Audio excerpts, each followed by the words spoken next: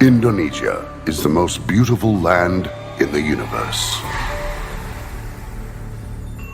The land where we were born. The nation where we grew up. So many colors that live together in peace. With a million timeless treasures. With an abundance of natural wealth. Indonesia is not just wonderful. Indonesia is a wonderland. Kota baru gunungnya berbeda, berbeda bagaimanapun di Salangkara, bagaimanapun di Salangkara. Bertemu lawanlah Adinda. Assalamualaikum warahmatullahi wabarakatuh. Yang saya hormati ibu-ibu dari SDN Kalibutu 1, Kalibutu 2, dan Kalibutu 5. Puji syukur kehadiran Allah Subhanahu wa Ta'ala karena pada siang hari ini kita dapat berkumpul di tempat yang insya Allah penuh dengan mubarakah ini. Kedua kalinya salawat serta salam kita haturkan kepada junjungan kita Nabi besar Muhammad SAW. Karena atas limpahan rahmat beliau kita dapat berada di zaman yang insya Allah penuh dengan syafaatnya. Pertama-tama saya sampaikan banyak-banyak terima kasih kepada ibu-ibu karena telah meluangkan waktunya, menyempatkan waktunya untuk hadir di acara diseminasi budaya positif sekolah terkait dengan tugas saya yaitu sebagai TGP Angkatan 11 Kabupaten Probolinggo. Untuk menyingkat waktu, saya langsung saja untuk menjelaskan tentang budaya positif sekolah. Nah, ini sudah cukup tahu, mungkin sudah, karena kita sudah kenal satu bungkus juga. Nah, pertanyaan pemantik pertama, apakah ibu-ibu setuju dengan pernyataan di bawah ini? 1. Hukuman dapat mendisiplinkan anak. Oh tidak, apakah benar Bapak Ibu-ibu ini tidak melakukan hukuman pada siswa-siswinya? Oh. Yakin ya? Yang kedua, pemberian hukuman dengan hal positif seperti membaca atau membersihkan halaman sekolah dapat meningkatkan disiplin anak. Bisa jadi. Terus yang ketiga, memberikan penghargaan dapat meningkatkan motivasi belajar anak. Nah, iya bisa. Saya awalnya juga sama dengan ibu-ibu semua. Bisa Bu, kalau dikasih penghargaan biasanya anak-anak sampai semangat. Tapi nanti akan ada penjelasan terkait dengan penghargaan itu menjadi sebuah hukuman. Seperti itu. Ada. Nah, makanya kita simak dulu. Ini sesuai dengan pengalaman ibu-ibu semua di sekolah. Kenapa saya tidak hanya Kalibutu 2, semua Kalibutu 5 dan 1. Mungkin permasalahannya hampir sama dan yang dilakukan tidak jauh beda seperti itu. Yang keempat, sudahkah kita mengetahui segitiga restitusi? Apa itu? Mungkin yang PBG sedikit banyak ada. Mungkin istilahnya yang tidak sama. Ya menurut saya. Segitiga restitusi. Nah itu mulai terbuka. Ini PBG baru mulai ada luar biasa Bu Vera. Mulai ada. Nah, biar kita lanjut sementara ini lanjut. Nah, setujukah Bapak Ibu guru dengan pernyataan berikut? Lagi ya. Hukuman dapat mendisiplinkan anak seperti meminta anak untuk berdiri di depan. Sering apa tidak kita lakukan? Untuk saat ini tidak ya? Betul. Ini yang paling senior. Kita sekarang tidak. Zaman dulu waktu saya sekolah. Betul. Nah, kenapa? Kita selalu mengaitkan yang masa lalu dengan yang hari ini untuk pembelajaran kita. Mungkin dulu butuh yang seperti itu. Mungkin sekarang tidak, beda. Karena anak dididik sesuai dengan kodratnya, baik kodrat zaman maupun kodrat alamnya. Kalau dulu mungkin anak dipukul berkali-kali aman, malah orang tua mendukung. Tapi kalau sekarang jangan coba-coba, udah beda. Ya, terus membersihkan kamar mandi. Sekarang tidak ada. Apakah masih ada? Oh, alhamdulillah. Berarti ibu-ibu ini ibu guru ya.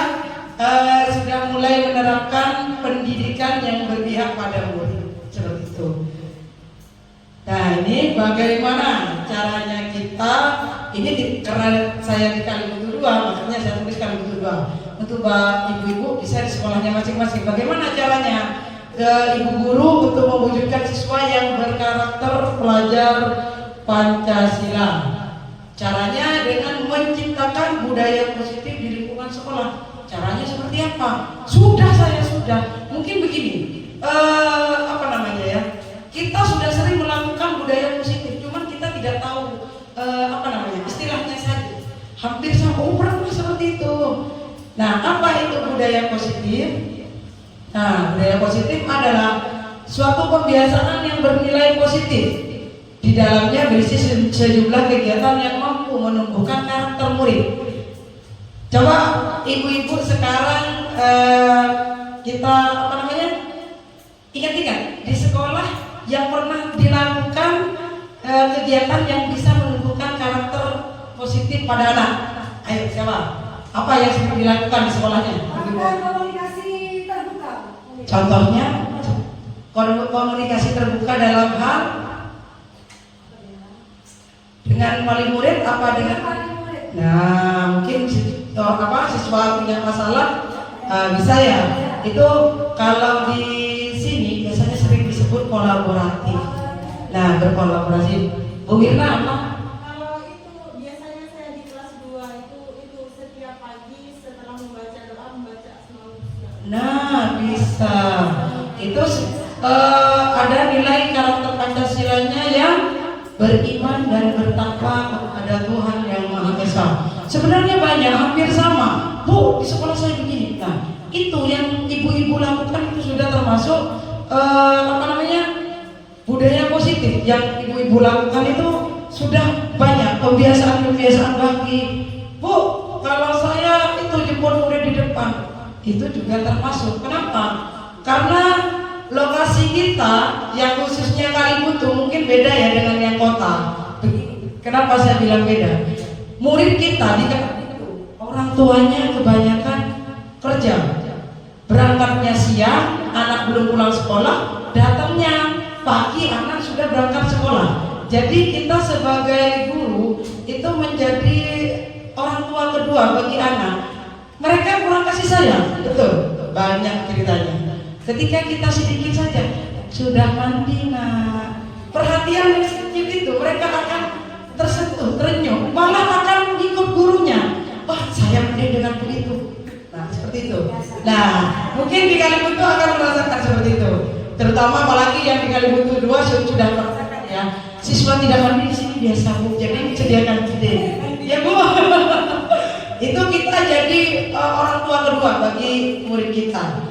Selanjutnya, budaya positif menurut Ki Hajar Dewantara, yaitu sekolah itu diibaratkan sebagai tanah tempat bercocok tanam, sehingga guru harus mengusahakan sekolah jadi lingkungan yang menyenangkan, menjaga dan melindungi murid dari hal-hal yang tidak baik. Kalau sudah sekolah itu dianggap seperti tanah, seumpama kita ini dianggap petani. Nah, kalau guru dianggap petani, punya tanah, saya tanya ke ibu, apakah sawahnya akan dibiarkan begitu saja? Terserah sudah, yang penting tumbuh. Apakah seperti itu? Tentunya sawahnya diapakan? Dirawat, habis itu dibajak, dipupuk. Supaya apa? Supaya menghasilkan tanaman yang subur. Memang tidak semuanya begini Bu. Tidak semuanya sawah kalau nanam padi tumbuhnya padi, mesti akan ikut rumput-rumput liar. Nah, itu tugasnya kita biar sawahnya tumbuh bagus, rumput liarnya diapakan? Nah, dicampur. Begitu juga kita di sekolah. Kalau kita di sekolah, mohon maaf ya, masa iya terima anak yang kita baca saja? Kan tidak. Terima anak yang soleh, yang menentok menurut sama guru, kan tidak. Banyak karakter anak yang akan kita hadapi baik di luar kelas maupun di dalam kelas, macam-macam ya. Nah, itu kita sebagai petani, apa inovasi kita yang sekiranya bisa menjadikan sekolah kita sebagai sekolah yang menyenangkan dan memberikan rasa aman pada anak didik kita. Seperti itu ibu-ibu. Sekarang begini, ada anak takut ke sekolah, kenapa? Tidak mau ke sekolah, kenapa? Takut kenapa? Takut diapakan? Kadang takut gini, Bu. Takut Bu, soalnya sama gurunya kadang dicubit. Nah, itu sudah kita tidak bisa menciptakan lingkungan yang aman. Tidak ada. Sedangkan kita sebagai guru harus bisa membuat pembelajaran yang menyenangkan dan lingkungan belajar yang nyaman dan aman tentunya, dan anak-anak merasa terlindungi. Sekarang banyak, kenapa? Anak salah satunya tidak dari gurunya saja, dari teman sesama teman. Salah satu yang sering kita pembulian yang lagi booming. Pembulian tidak hanya yang berbentuk anak dipukul, tidak. Secara verbal bisa, sering olok-olokan, kocakan buat jalan sini. Nah, itu yang menjadi PR kita. Saya soalnya punya murid dan mau sekolah, alasannya sering diolok-olok temannya. Karena apa? Pembulian termasuk dalam 3 dosa besar dalam pendidikan. Itu.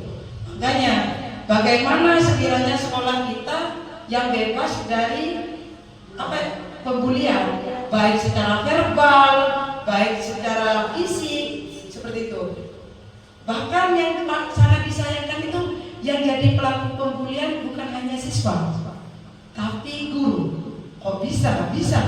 Secara tidak sengaja guru-guru begini. Cong baca, dihitung. Mohon maaf ya, namanya ini IQ tidak sama. Kadang ada murid yang begini. Tidak bisa Bu. Gurunya mangkal, mungkin ada masalah di rumah, ada urusan finansial yang tidak selesai. Guru ini refleks, tidak sengaja sebenarnya, cuman karena ada beban, akhirnya begini. Gendong-gendong, tak tahu, bodoh. Nah, itu sudah sangat menyakiti hati seorang murid, iya apa tidak?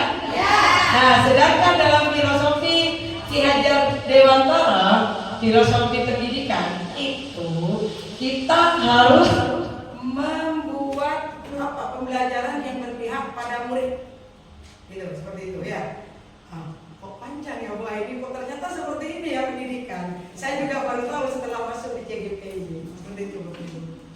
Mari kita mencoba Bapak Ibu, apa yang akan Bapak Ibu lakukan jika barang kesayangan dan berharga diminta oleh orang lain dengan ada yang mengancam, ada yang merayu atau menyuap, bisa juga dengan cara menghardik. Akankah Bapak Ibu memberikannya? Kalau caranya itu diancam, dirayu atau disuap, apakah kita akan memberikan barang-barang itu? Tidak. Berharga. Kenapa? Tidak, karena itu barang orang baru. Mintanya dengan tidak sopan. Ya, kalau kita itu ini ilustrasinya seperti ini. Menurut teori kontrol dari Dr. William Glasser itu ada 4 macam. 1. Ilusi guru mengontrol murid. 2. Ilusi bahwa semua penguatan positif efektif dan bermanfaat. Yang ketiga, ilusi bahwa kritik dan membuat orang merasa bersalah dapat menguatkan karakter. Yang keempat, ilusi bahwa orang dewasa memiliki hak untuk memaksa. Apakah betul seperti itu? Coba kita ulas dari yang pertama. Ilusi guru mengontrol murid. Pada dasarnya kita tidak dapat memaksa murid untuk berbuat sesuatu jika murid tersebut memilih untuk tidak melakukannya. Kita kan kadang-kadang begini, saya gurunya, nah ini harus menurut saya. Padahal seharusnya tidak seperti itu. Kita tidak bisa mengontrol murid sekalipun, tidak bisa.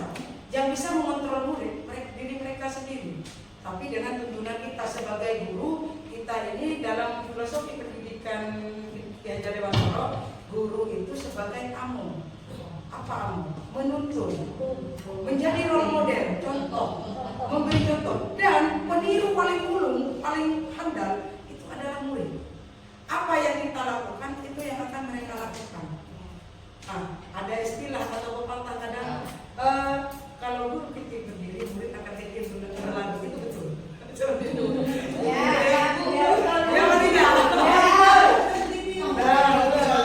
Walaupun tampaknya kita sedang mengontrol perilaku murid, hal ini dikontrol. Kadang-kadang murid yang penurut siap untuk dikontrol oleh guru ada. Nah, ada juga yang tidak mau. Saat itu bentuk kontrol guru menjadi kebutuhan dasar yang dipilih murid. Kadang murid memberikan kita ruang untuk mengontrol mereka karena mereka butuh kita. Seperti itu. Nah, teori kontrol menyatakan bahwa semua perilaku memiliki tujuan, bahkan terhadap perilaku yang tidak disukai. Seperti itu. Apakah iya? Ada kadang begini, Bu. Saya gurunya, saya yang wajib. Tidak bisa. Tidak seperti itu. Nah, yang kedua, ilusi bahwa semua penguatan positif, efektif, dan bermanfaat. Coba kita lihat. Pada dasarnya kita tidak dapat memaksa murid untuk berbuat sesuatu jika murid itu tidak tersebut memilih untuk tidak melakukannya, sama ya. Walaupun tampaknya kita sedang mengontrol. Nah, hampir sama ternyata mengizinkan dirinya. Kayak ini, kritik dan membuat orang merasa bersalah dapat menguatkan karakter. Menggunakan kritik dan rasa bersalah untuk mengontrol murid menuju pada identitas gagal. Identitas gagal yang bagaimana? Begini, kita itu seperti begini, bilang ke muridnya, ada murid kita berbuat salah. Contoh, dia itu tidur-tiduran, tidak memperhatikan. Kadang ada guru begini, ayo Rana, masa tak misal ke bu guru lamanya gini lah. Akhirnya mereka apa? Merasa bersalah. Tapi apakah murid itu akan nurut? Tidak sepenuhnya. Malah mereka menjadi murid itu akan seperti kerdil. Kok saya begini ya kepada guru? Tidak memberikan jalan keluar juga gurunya. Iya apa tidak? Mereka akan mengembangkan dialog diri yang negatif. Kadang-kala sulit bagi guru untuk mengidentifikasi bahwa mereka melakukan perilaku ini karena seringkali guru cukup menggunakan suara halus untuk menyampaikan pesan. Istilahnya itu, ya kayak tadi itu, ayo Rajo. Sepertinya halus tapi kadang nyelekit, gitu. Ya apa tidak? Pernah mungkin guru-guru tidak di kelas bawah, kalau kelas 1 sampai 3 tidak seperti itu. Tapi kadang di kelas di mana? Ya apa tidak? Iya. Nah, Ada yang manusia yang puas. nah, betul-betul. Dia memang tidak segampang itu. Kadang kita itu perlu juga berkomunikasi dengan siswa. Kadang kita tuh begini, oh murid saya siapa tahu ikut. Jadi dibuat seolah-olah murid yang paling bersalah. Seperti itu, merasa bersalah. Ada yang seperti itu, Bapak Ibu. Nah ini ilusi bahwa orang dewasa memiliki hak untuk memaksa. Banyak orang dewasa yang percaya bahwa mereka itu memiliki tanggung jawab untuk membuat murid-murid berbuat hal-hal tertentu. Apapun yang dilakukan dapat diterima selama ada sebuah kemajuan berdasarkan sebuah pengukuran kinerja. Pada saat itu pula orang dewasa akan menyadari bahwa perilaku memaksa tidak akan efektif untuk jangka panjang, jangka waktu yang panjang, dan sebuah hubungan permusuhan akan tetap terjadi sampai kapanpun. Dan begini, bermusuhan kita tidak tanya salahnya bagaimana. Kadang kita sebagai guru, bagaimana caranya kita murid kita supaya aman. Kadang ada istilah gini, ayo minta maaf sekarang, kalau tidak minta maaf. Nah, ada ancaman kan mesti. Itu. Kadang murid yang satunya yang merasa benar, merasa benci. Bu guru tidak dukung saya, bu guru malah membela si dia. Kata satunya ya begitu. Sama, iya apa tidak? Akhirnya ketika ada salah komunikasi antara keduanya, jangan situnglah guru bela saya, jangan saya, yang ada malah permusuhan yang makin terjadi, tidak selesai-selesai. Sama itu Pak, tidak hanya di kehidupan siswa, di kehidupan nyata di masyarakat juga begitu, ya Pak tidak? Nah, menurut Bapak Ibu guru semuanya yang ada di sini, apa yang bisa kita lakukan untuk menumbuhkan budaya positif di lingkungan sekolah kita masing-masing? Banyak ya seperti itu. Mungkin di sini ini yang akan saya jelaskan ada 6 terkait dengan yang tadi saya sampaikan. Nih, disiplin positif dan nilai kebajikan. Di sini kita mulai dengan budaya positif atau ekosistem positif.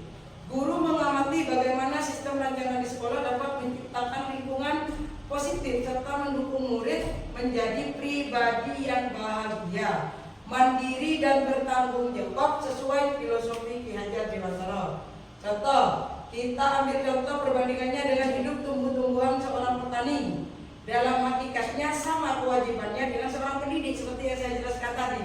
Kita guru ini dianggap petani, sedangkan siswa kita anggap sebagai sawah. Seperti itu. Yang menanam padi misalnya hanya dapat menuntun tumbuhnya padi. Kita ini hanya bisa menuntun, tidak bisa menentukan atau mengontrol murid. Jadi murid ketika keliru kita arahkan, bukan kita kamu harus seperti ini, tidak. Kita sebagai guru hanya menuntut saja. Nah, di mana hanya dapat menuntut tumbuhnya padi, ia dapat memperbaiki kondisi tanah, tapi tidak bisa mengubah tanahnya. Hanya memperbaiki kondisi tanah, memelihara tanaman padinya, memberi pupuk dan air, membasmi ulat-ulat atau jamur-jamur yang mengganggu hidup tanaman padi dan lain sebagainya. Lanjut di sini. Perubahan paradigma stimulus respon dan teori kontrol. Siapa sesungguhnya yang memiliki kontrol? Ini stimulusnya seperti ini. Kita mencoba mengubah orang agar berpandangan sama seperti kita, seperti tadi yang saya sampaikan. Kan tidak bisa kalau kita tuh murid kita harus begini nak, tidak bisa. Cara berpikir tidak sama. Sedangkan teori kontrolnya yang harus kita lakukan, kita berusaha memahami pandangan orang lain tentang dunia sesuai sudut pandang mereka. Tapi tujuannya sama, hanya sudut pandangnya, begitu ibu-ibu ya. Sama kepada murid, tidak bisa kita memaksa itu orang berpandangan sama seperti kita. Lanjut. Perilaku buruk dilihat sebagai suatu kesalahan. Iya apa tidak? Padahal tidak semua kesalahan itu buruk. Tidak semua murid buruk itu kesalahan. Kan tidak? Mengapa dia bisa berperilaku buruk? Kan mesti ada sebab dan akibatnya. Nah, secara teori kontrol semua perilaku memiliki tujuan. Itu yang akan kita cari nanti. Ketiga, orang lain bisa mengontrol saya. Itu stimulus responnya. Tapi secara teori kontrol tidak. Hanya Anda yang bisa mengontrol diri Anda sendiri. Apakah Anda mau dikontrol orang lain? Tidak mau. Ya, tidak bisa itu. Secara stimulus respon orang lain bisa mengontrol saya, tidak ada. Terus saya bisa mengontrol orang lain secara stimulus responnya. Tapi kenyataannya secara teori kontrolnya Anda tidak bisa mengontrol orang lain. Sama seperti itu. Yang keempat, kelima, pemaksaan ada pada saat rujukan gagal. Seperti yang saya katakan tadi. Kita kadang memaksa murid loh ibu-ibu secara tidak sadar. Ya. Sedangkan teori kontrolnya ini kolaborasi dan konsensus menciptakan pilihan-pilihan baru. Seperti itu. Tidak apa namanya? Istilahnya itu kita itu tidak perlu memaksa, tapi kolaborasi. Bagaimana cara dengan siapa saja. Kalau siswa ya dengan siswa juga bisa. Kalau kasusnya sudah agak lebih ekstrim, kita bisa ke orang tua. Kita bisa juga ke warga lingkungan sekitar. Itu juga perlu. Kenapa? Apa yang menjadi tujuan program sekolah atau tujuan kita bisa tercapai. Dan selanjutnya, model berpikir menang atau kalah. Tapi kalau teori kontrol tidak, model berpikir menang. Sama menang ya, tidak ada yang menang, tidak ada yang kalah. Jadi tidak ada dendam. Lanjut, apakah makna disiplin? Disiplin itu kalau dilihat dari bahasanya itu bahasa Latin, disiplina, yang artinya belajar. Makna asal dari kata ini berkonotasi dengan disiplin diri dari murid-murid Sokrates dan Plato. Mungkin di sejarah dulu kita pernah belajar, cuma kita tidak bahas ini sudah. Disiplin diri membuat orang menggali potensinya menuju sebuah tujuan apa yang dia hargai. Disiplin diri.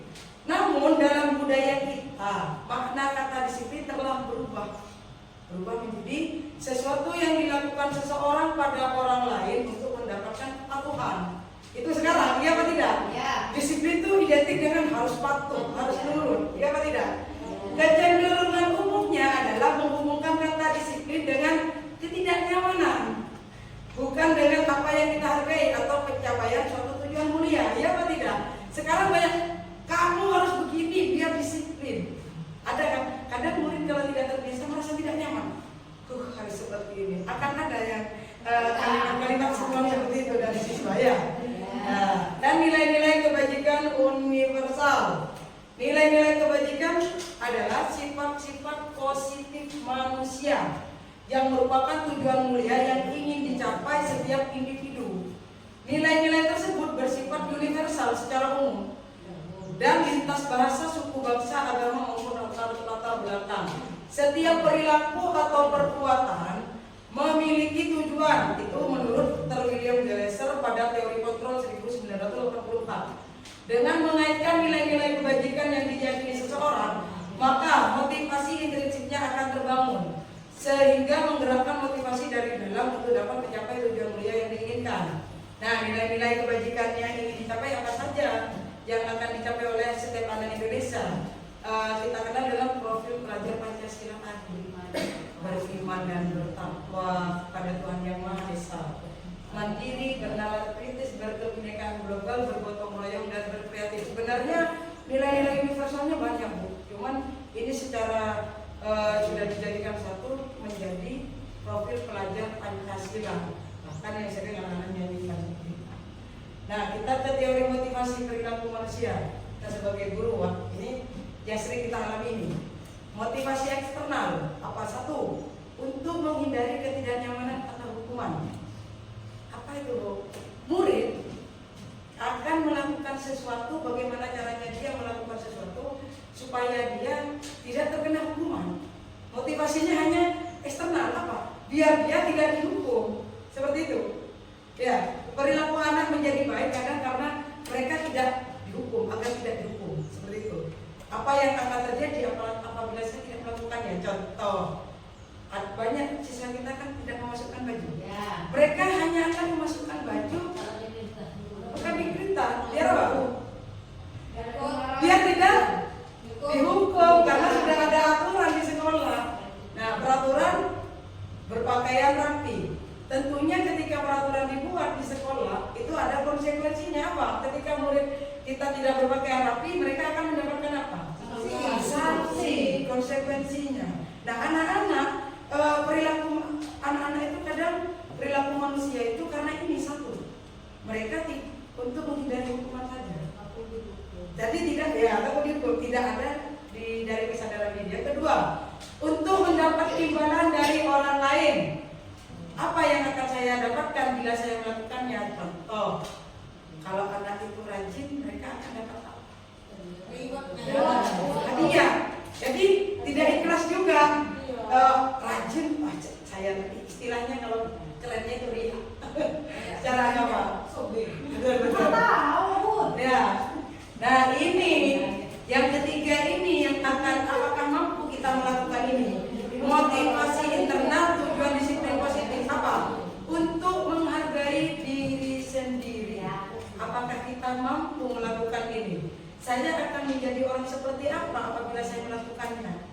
Contoh, kalau saya disiplin, kalau saya datang tepat waktu, apa yang akan saya ini akan menjadi orang yang seperti apa? Ini yang banyak tidak baik kita sebagai guru dan kepada murid kita, gitu. Apakah ada kita melihat teman yang sekiranya begini, maaf ini, saya harus datang pagi, perkara dinilai dia tidak terserah. Yang penting saya datang pagi, satu itu untuk memberikan contoh pada anak. Yang kedua untuk mengontrol sekolah kalau pagi itu seperti apa, untuk menyebut anak. Nah itu beda, Bu. Yang nomor satu tadi itu. Nah ya, itu yang nomor satu tadi.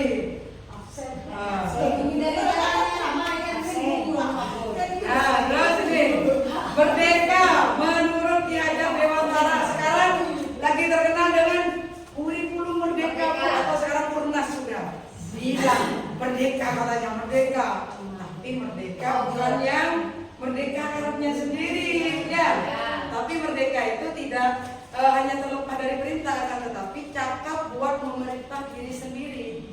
Merdeka untuk menjadi lebih baik, bukan merdeka ini sudah merdeka, tidak seperti itu. Nah ini kita ke restitusi ini sebelum ke keyakinan kita ke restitusi.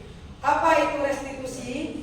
Proses menciptakan kondisi bagi murid untuk memperbaiki kesalahan mereka sehingga mereka bisa kembali pada kelompok mereka dengan karakter yang lebih kuat. Restitusi juga merupakan proses kolaboratif yang mengajarkan murid mencari solusi untuk masalah mereka. Ingat. Dan membantu murid berpikir tentang orang seperti apa yang mereka ingin menjadi tujuan mulia dan bagaimana mereka harus memperlakukan orang lain. Nah, restitusi ini Bu, ini ada ciri-cirinya di sini. Restitusi bukan untuk menebus kesalahan, namun untuk belajar dari kesalahan. Ada kata-kata di dalam restitusi ini kalau kita lakukan tuh ada apa ya namanya? Biar murid itu tidak seperti terlantar atau dipojokkan. Restitusi ini juga ciri-cirinya memperbaiki hubungan, dan ini sebuah penawaran, bukan paksaan. Nah, restitusi menuntun untuk melihat ke dalam diri dan mencari kebutuhan dasar yang mendasari tindakannya. Nah, contohnya begini, saya sudah melakukan beberapa kali. Kalau yang video itu sudah di itu kan sudah yang lalu. Seperti tadi saja, ada anak yang berkata kasar pada guru. Nah, itu kalau zaman dulu kita tidak mengenal restitusi, akan langsung begini, "Cong, orang aja, guru eko caetae. Ayo, minta maaf." Coba, nah, ketika kita semakin memaksa murid, maka kita akan semakin melunjak, melawan. Nah, caranya bagaimana? Kita kadang gini, orang melakukan kesalahan, berbuat buruk itu bukan karena itu salah, tapi ada tujuannya. Bisa jadi anak itu melindungi dirinya. Ya apa tidak? Ya. Wajar. Nah, begini, restitusi itu begini. Ada menstabilkan identitas dulu. Contohnya begini. Ditanya, anak-anak diajak duduk, cek diri. Maksudnya secara halus. "Cong, kenapa tadi kok gurunya itu marah-marah?" Seperti itu. "Bu, contoh ini, soalnya saya dengan Pak Guru begini-begini." Dan tidak jawab, ada yang harus sih sampai mau jawab. "Kenapa?" Katanya ngomong kasar. "Iya Bu, saya ngomong kasar." Nah itu kadang kan jujur. Nah, kita jangan langsung memarahi, tanya, "Oh iya, pasti kamu tuh ngomong kasar ada alasannya, kenapa?" Ditanya sampai anak ini mau berbicara jujur. Nah setelah itu pasti anak-anak akan begini. Nah, ketika sudah tahu lah, "Cok, berbicara kasar itu baik apa tidak?" Ditanya dulu. "Tidak Bu." Nah kan sudah tahu, orang semuanya bisa berbuat salah. Pak Guru, Bu Guru juga begitu. Tapi orang berbuat salah itu akan memperbaiki. Kamu akan bersikap seperti itu atau tidak? Tanya secara halus. Murid akan ini diajar apa katanya tadi? Bukan paksaan, penawaran, ditawari. Nah, kolaborasi dengan anak. Iya. Terus kan kalau sudah melawan nanti apa kan sudah nyakitin hatinya Pak Guru. Bu, mau minta maaf." Nah kan seperti itu. Pada yuk kalau memang mau minta maaf, tahu tidak apa yang kamu sudah langgar di situ, keyakinan kelas apa? Murid akan ada yang menjawab, "Tadi saya berbicara kotor atau tidak sopan." Itu kan keyakinan kelasnya. Biasanya di keyakinan kelas kan ada seperti itu. Nah itu restitusi, saling mencari, murid ini cari jalan keluarnya, solusinya Bapak Ibu, Ibu-ibu ya, seperti itu. Nah, jadi murid tokaran sekarang tak pikirin. Tapi tidak semua masalah selesai dengan restitusi. Ada kalanya kita juga perlu menghukum untuk menuju ke restitusi, seperti itu ya. Nah ini kita selanjutnya keyakinan kelas. Mengapa bunyinya tidak peraturan saja? Mengapa harus keyakinan kelas? Nah coba, mengapa kita memiliki peraturan harus menggunakan helm bila mengendarai kendaraan roda 2? Mengapa? Nah, untuk mendukung motivasi intrinsik kembali ke nilai-nilai atau keyakinan lebih menggerakkan seseorang dibandingkan mengikuti serangkaian peraturan-peraturan. Nah lanjut ya. Ini budaya positifnya. Budaya positif itu yang akan melingkari posisi kontrol kita sebagai apa ini? Ayolah lakukan demi ibu atau bapak guruna sebagai apa ini? Tadi itu. Nah, apakah kamu mau mendapatkan stiker bintang hari ini? Nah, itu kan bagaimana kamu? Nah, seperti ini jawabannya. Saya kecewa sekali dengan kamu. Itu kalau sudah bilang begitu kan karena merasa bersalah. Ya, Yang manajer itu bagaimana kamu bisa menyelesaikan masalah ini? Nah itu karena kita nanya. Tapi yang pemantau. Nah, pemantau yang itu yang nomor 4, apakah kamu mau mendapatkan stiker bintang hari ini? Kenapa itu masuk pemantau? Karena kita akan memantau anak. Dia bekerja betul atau tidak untuk mendapatkan sebuah review. Nah ini segitiga restitusi seperti ini segitiganya. 1, menstabilkan identitas tadi itu, nanya kesalahannya. Nanya kesalahannya itu. Kalimatnya seperti di bawah itu, setiap orang pasti pernah melakukan kesalahan. Atau kamu bukan satu-satunya orang yang pernah melakukan kesalahan ini, seperti itu. Jadi pasti ada untuk menstabilkan identitas anak. Jadi biar tahu kita masalahnya apa, seperti itu. Paling tidak mengakui si anak. Yang kedua, validasi tindakan yang salah. Anak-anak setelah bilang atau jujur, iya bu, saya tadi bilang mau ngasal ke Pak Guru. Ternyata kamu tahu punya alasan kenapa kamu mau ngasal. Iya bu, karena Pak Guru begini. Saya, harusnya kamu kan tidak begitu. Nah, ada apa namanya? Dialog antara siswa dengan guru. Terus yang terakhir menanyakan keyakinan. Nah, keyakinan kelas apa? Jadi anak-anak itu masih ingat apa yang mereka langgar. Seperti itu, ibu-ibu ya. Nilai-nilai apa yang telah kita sepakati, gitu. Atau kamu ingin menjadi orang seperti apa kalau melanggar ini? Macam-macam. Nah, nih. Kalau segitiga restitusi seperti tadi, sebenarnya punya apa namanya? Punya saya ini segitiga ini demonstrasi kontekstualnya seperti ini punya saya. Nah,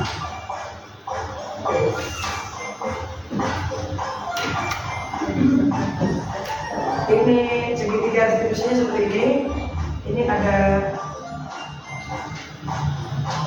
itu, menstabilkan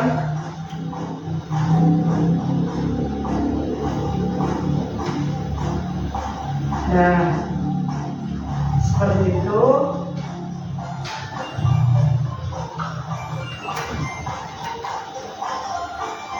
Langsung ke kasusnya.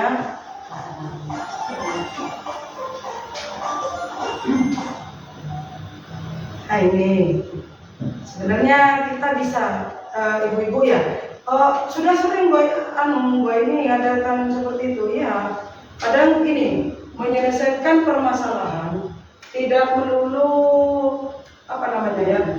Itu bu katanya Bu ini nanti begini, saya takut juga ini ibu-ibu punya paham. Katanya Bu ini setelah ada segitiga restitusi jadi seorang manajer, jadi semua masalah itu harus anak-anak diajak, tidak harus.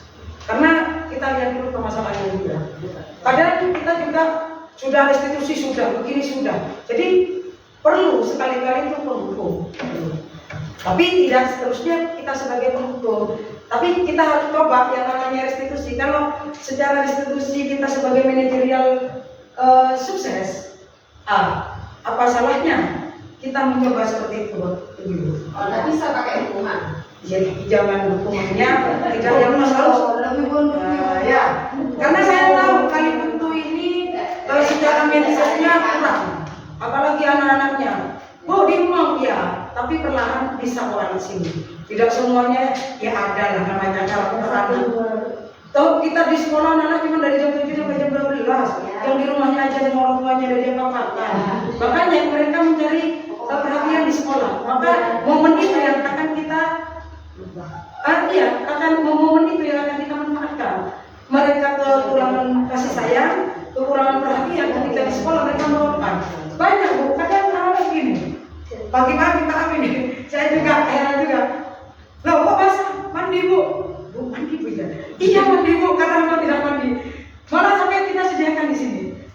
Dan apa namanya? Sisir, parfum, sama sabunnya.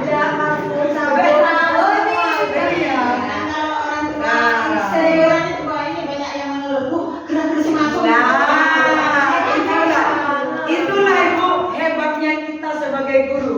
Dielung-elungkan wali murid karena mereka sudah jenuh, tidak mampu dengan anaknya yang seperti itu. Monggo. Ini terima kasih pemaparannya sudah selesai. Mari ibu-ibu ada yang perlu ditanyakan atau bagaimana monggo? Terkait dengan yang tadi. Bu kalau sebagai ini bagaimana? Memang banyak bu yang kita itu di wali murid banyak yang begini. Tak mampu rasanya saya tuh ada. Nah, yang corona bagaimana pengalaman di corona? Monggo. Yang pengalaman di corona. Iya kan sudah ada HP mau Iya. Nah makanya seperti itu banyak yang kita yang kita alami teman-teman di sekolah itu. Saya sendiri dulu di Gubernur 2 bahkan kan harus pakai HP-nya itu nggak punya HP karena HP-nya dibawa kerja. Ya mungkin HP sama dengan sini kali satu proyek kalau ada, ya kan? tapi rata-rata tidak punya. Iya seperti itu, makanya kita sebagai pendidik sangat bersyukur karena menjadi orang tua kedua. Dan saya berharap kita sebagai guru semoga kita ini menjadi guru yang dicintai anak-anak. Menjadi sekiranya begini, ketika kita tidak ada di sekolah, kita tidak. Ketika kita itu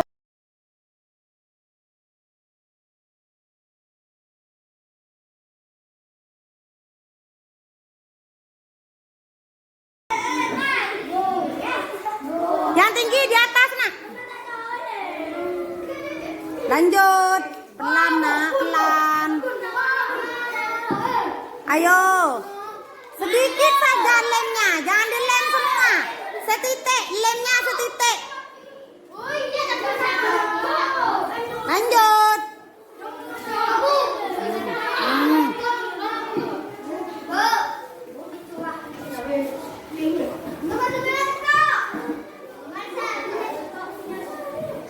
Lanjut.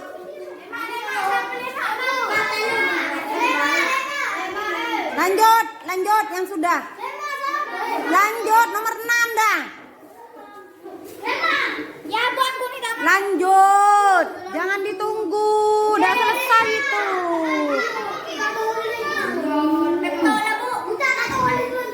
Lanjut.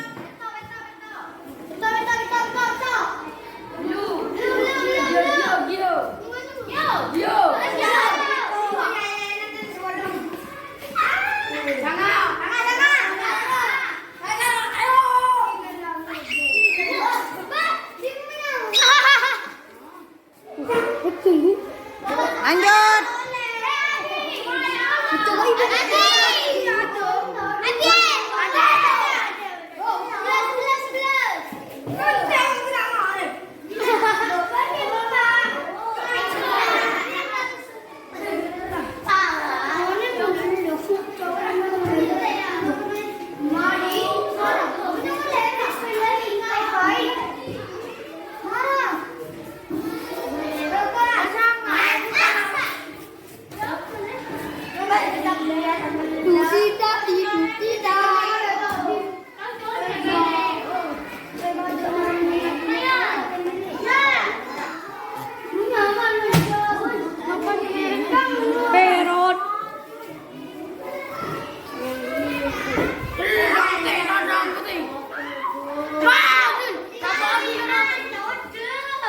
Selesai?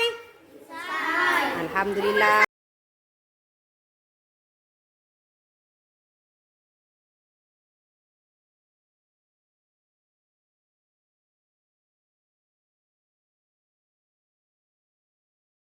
Assalamualaikum Bu.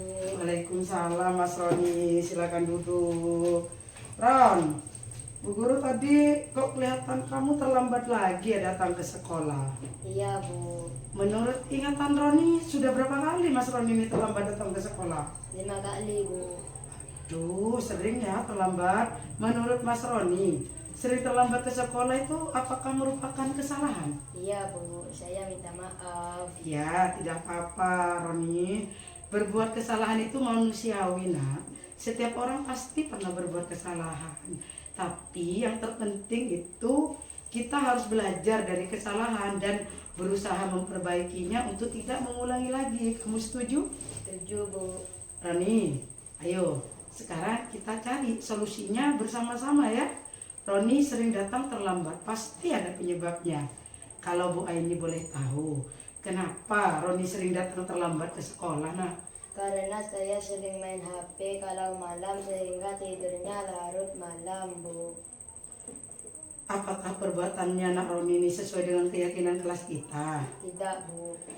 Menurut Nak Roni, keyakinan kelas apa yang sudah Nak Roni langgar? Disiplin, Bu.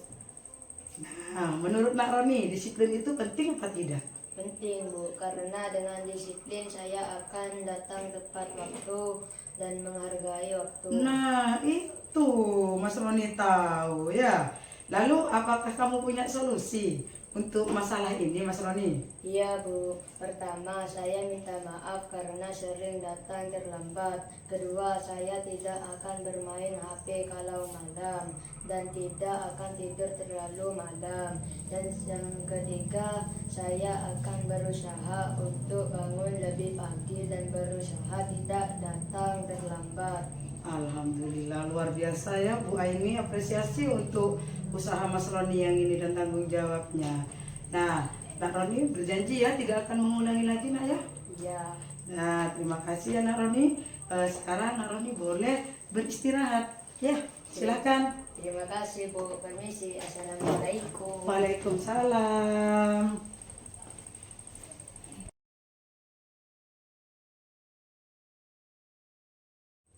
Assalamualaikum, Bu. Waalaikumsalam. Silakan duduk Mbak Marwah. Mbak Marwah tahu mengapa dipanggil ke sini? Iya, Bu. Mungkin berkait dengan tugas matematika, Bu. Iya benar. Kemarin kamu masuk kan? Iya, Bu. Masuk, tetapi saya tidak mengumpulkan tugas. Iya Mbak Marwah, setiap orang pasti pernah melakukan kesalahan. Begitu juga Bu Guru, karena kita ini hanya manusia biasa, bukan makhluk yang sempurna. Di sini Ibu tidak akan mencari siapa yang salah, tetapi di sini kita akan mencari solusi secara bersama-sama supaya Mbak Marwah bisa mengumpulkan tugas tepat waktu. Iya, Bu. Boleh Ibu tahu mengapa kamu tidak mengumpulkan tugas? Saya tidak selesai mengerjakan tugas, Bu, sehingga tidak bisa ikut mengumpulkan seperti teman-teman. Mengapa tidak selesai Mbak Marwah? Padahal semua teman-teman kamu bisa selesai loh. Saya capek dan ngantuk, Bu. Soalnya saya tidur terlalu malam. Jadi saya tidak bisa menyelesaikan tugas saya, Bu. Kamu masih ingat keyakinan kelas kita Mbak Marwah? Masih, Bu. Kira-kira yang kamu lakukan itu sudah sesuai dengan keyakinan kelas kita apa belum? Belum, Bu. Keyakinan yang mana Mbak Marwah? Selalu bertanggung jawab, Bu. Nah, ternyata kamu tahu ya. Lalu apakah kamu punya solusi untuk masalah ini Mbak Marwah? Iya, Bu. Pertama, saya minta maaf karena tidak mengumpulkan tugas. Kedua, saya tidak akan tidur terlalu malam. Dan yang ketiga, saya akan mengerjakan tugas dari Bu Guru dan akan saya kumpulkan besok. Baik, terima kasih ya Mbak Marwah. Bu Guru apresiasi untuk tanggung jawabmu. Dan kamu tidak boleh mengulangi lagi ya yang seperti ini ya Mbak Marwah. Bu, terima kasih, Bu. Permisi. Ya. Assalamualaikum. Ya, terima kasih ya Mbak Marwah. Silahkan bisa beristirahat.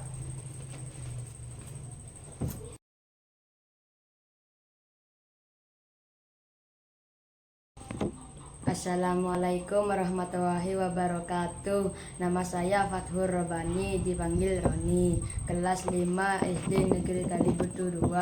Dengan adanya praktek segitiga restitusi yang dilakukan oleh Ibu Aini, saya merasa sangat terbantu dan senang dalam menyelesaikan masalah. Saya tidak merasa terhakimi, tetapi saya terbantu dalam mencari solusi atau penyelesaian masalah.